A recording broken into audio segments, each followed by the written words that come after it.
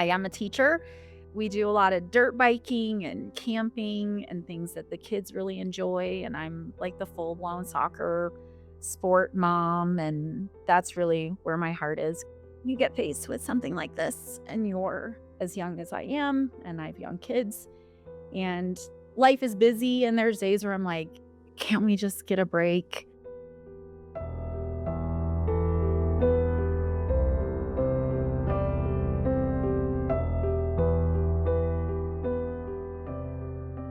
There were some days where it got really dark and really hard.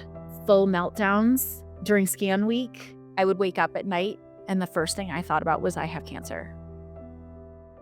And I would panic. We had always suspected I had endometriosis, but there's a family history of it. I had a lot of the symptoms. And my OB, when I was done having kids, basically said, this disease will just slowly come back. And when you're in pain more than you're not in pain, probably a good time to think about a hysterectomy. And I went in on June 23rd for a full hysterectomy and was very confident in that decision. I got a phone call a few days later, and it was his nurse, and he said, the doc is actually out of town the day of your follow up. Things went well. Would you mind coming in earlier? And I did not think a thing about it. I felt really good after my hysterectomy. I drove myself to the appointment. I didn't bring anybody with me. It was my husband and I's anniversary. And I got there and the doctor came in. He goes, well, good news. The hysterectomy went well, whatever. But I found these two little things when I was in there. They looked like, he described them like a gumdrop. They were very smooth, round on the top, flat on the bottom. They were small, like a centimeter and a half, I think. He wasn't sure what they were, but his exact words were, "I didn't think they looked insidious." So, but just, in the realm of being thorough, he sent everything off for a biopsy, and the pathology came back, and it was, non-Hodgkin's grade 1/2 follicular lymphoma. And he said, "I don't know anything about this. We never said cancer." I knew lymphoma was a blood cancer. I knew nothing about it.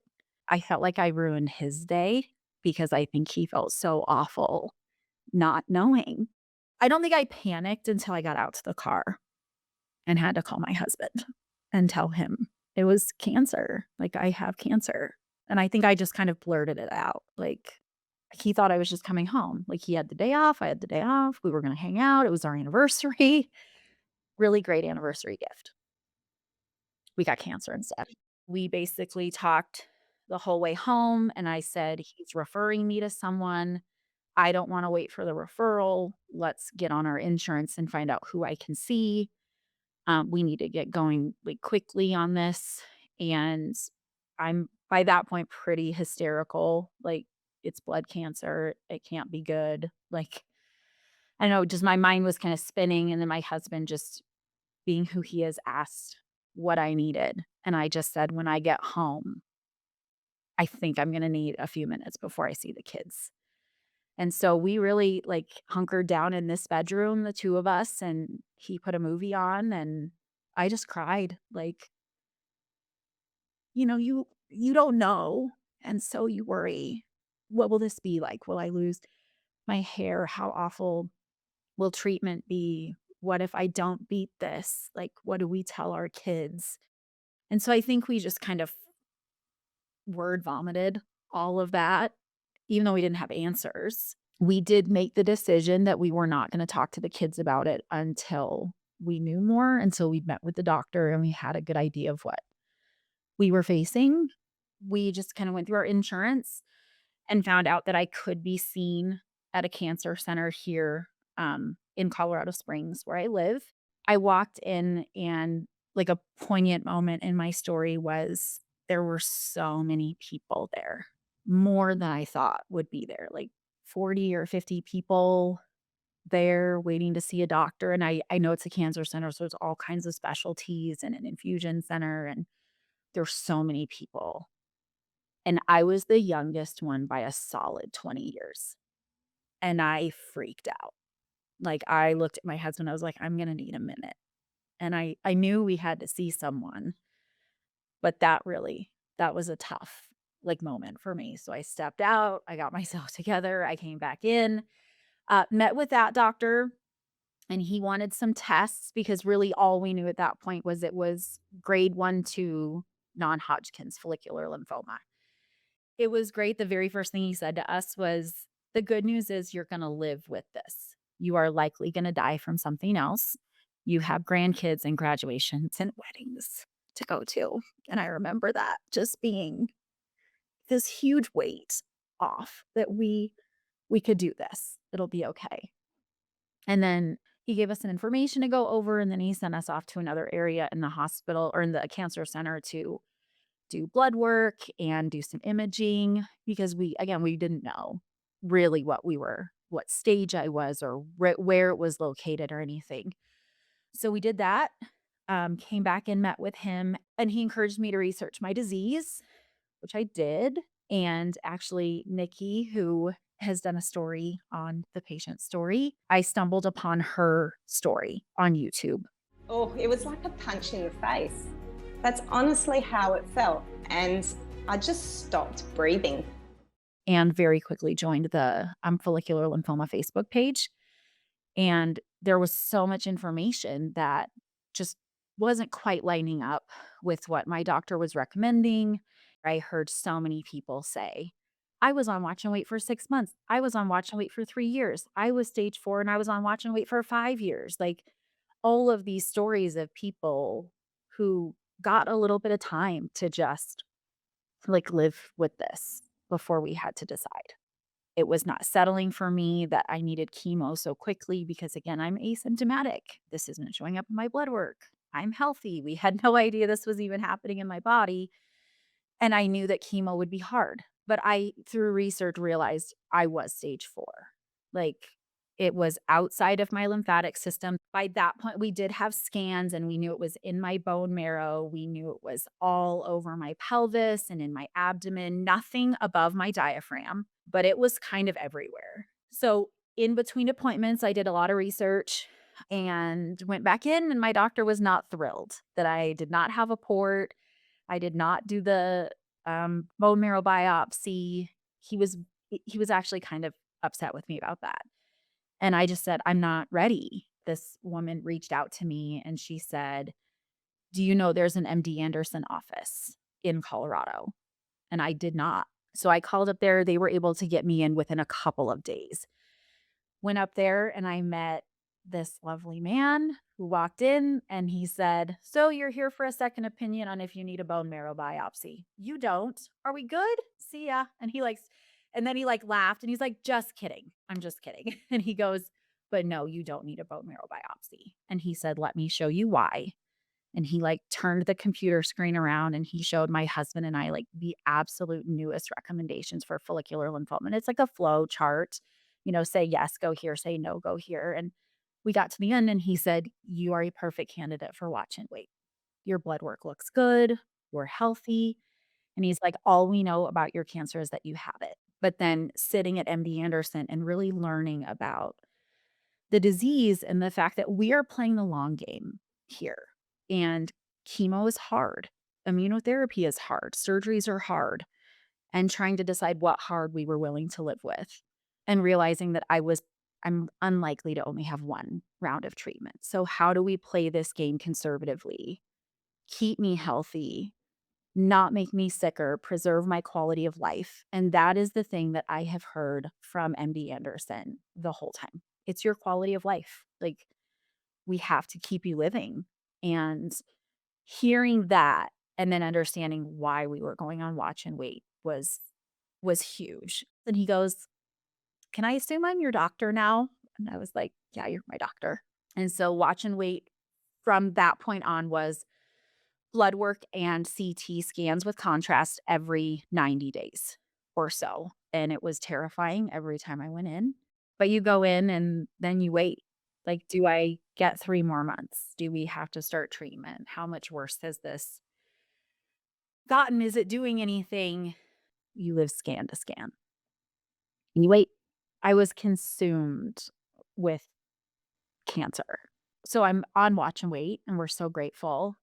but we don't know what this is gonna look like in 3 months or 6 months or 5 years or whatever. My kids are young. Thankfully, MD Anderson connected me very quickly with, her name is Ashley, and she's the psychiatrist up at or psychologist up at Banner, MD Anderson.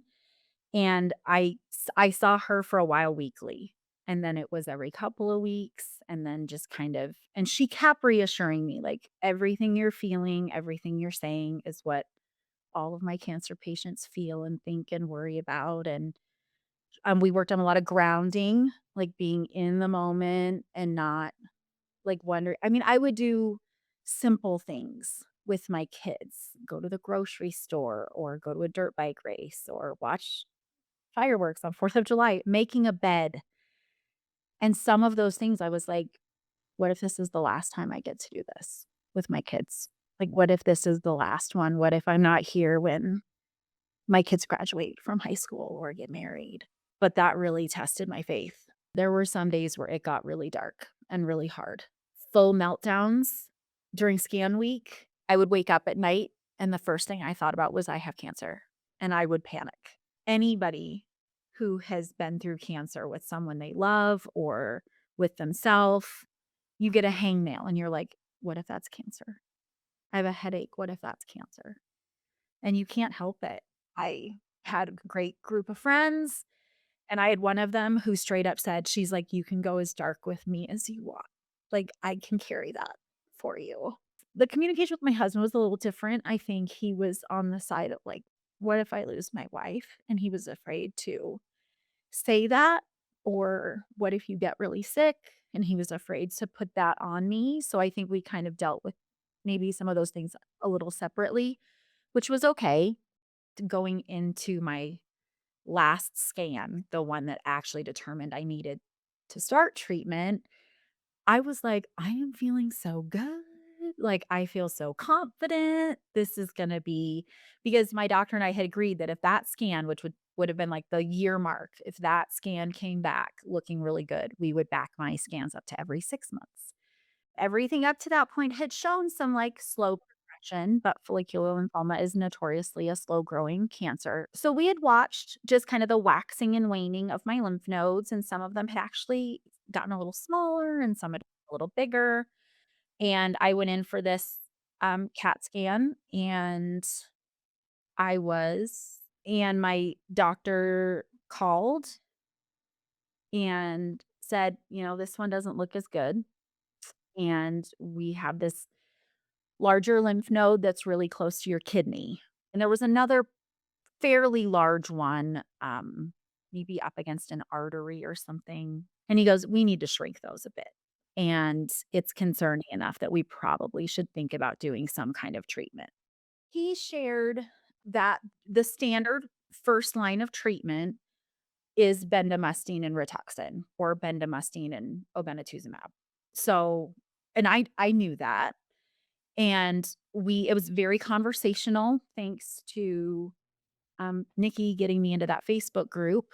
I was able to, like, you know, Google my new lymphoma friends and be like, "What would you do? Like, what are my options?" And I had researched some things through some hematology YouTube groups as well, and research. And it looked like a lot of people had success with Rituxan only. He did say, "There are some options." And then I think I kind of interjected and I said, "Is Rituxan only an option for me?" And he said, "It is. It absolutely is. We're catching this early. You are not sick.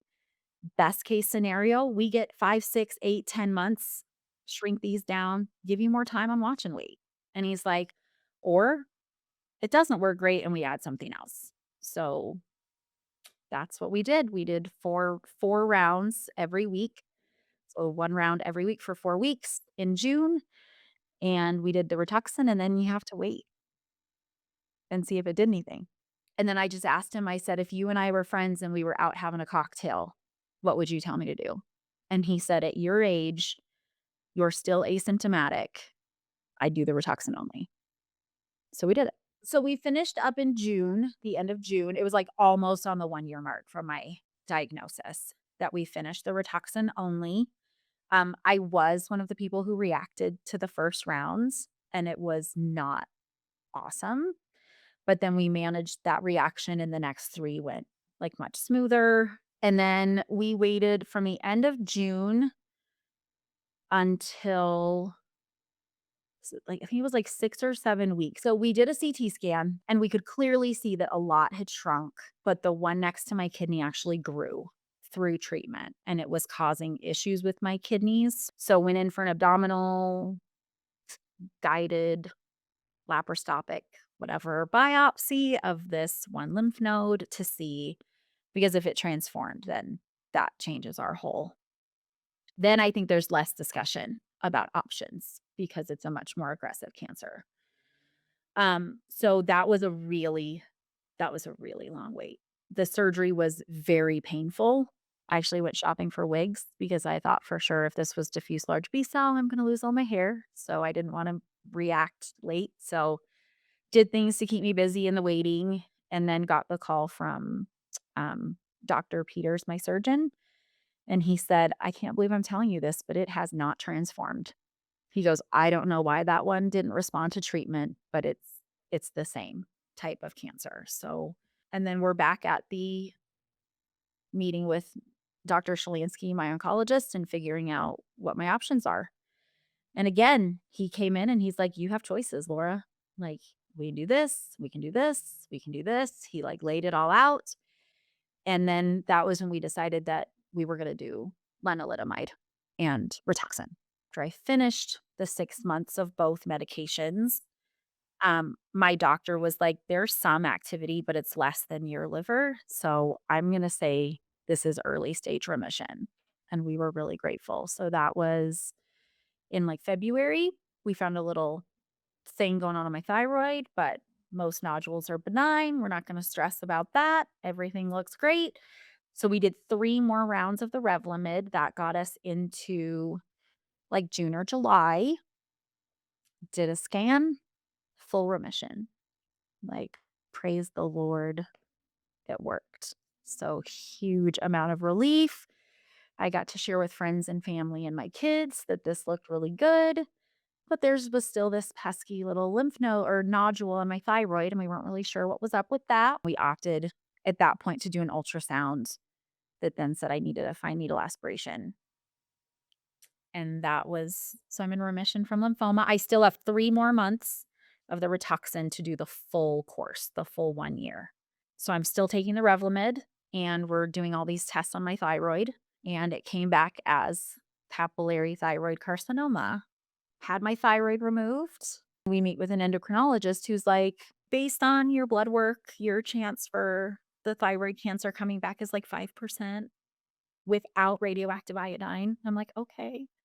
Then my doctor's like, we'll see you in 3 months for blood work. And I'm like, okay. But I just feel like I've gotten like good news after good news this time. So we rang the bell, and that was awesome. And then he's like, you're in remission, and we'll see you in a few months for some blood work and in 6 months for a scan.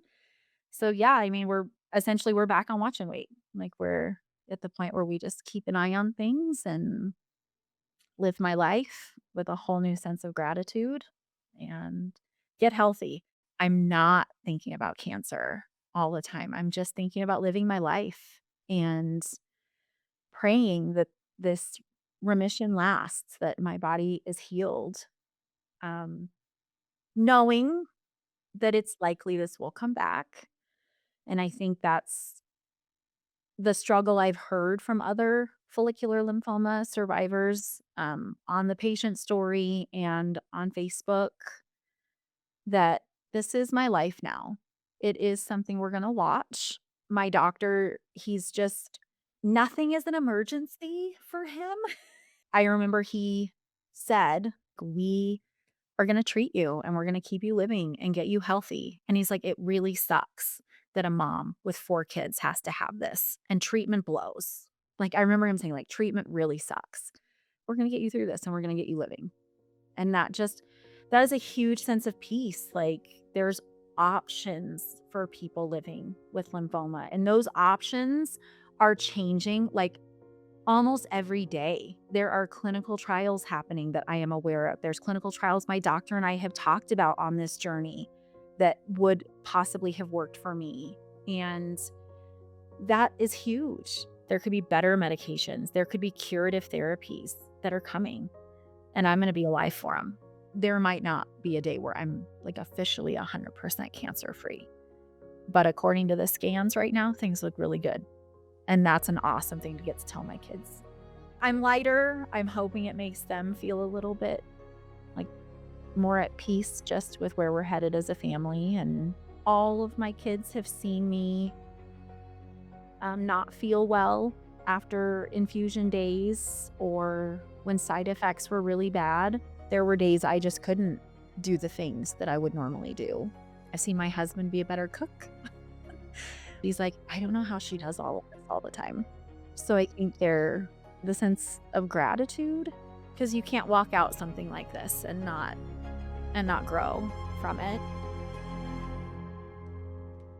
If you were moved by this story, we think you'll also enjoy this one, which we've queued up for you right here on your screen. Also, don't forget to subscribe to the patient story right here so that you can be notified about all of our recent uploads. Thank you for watching. You are not alone.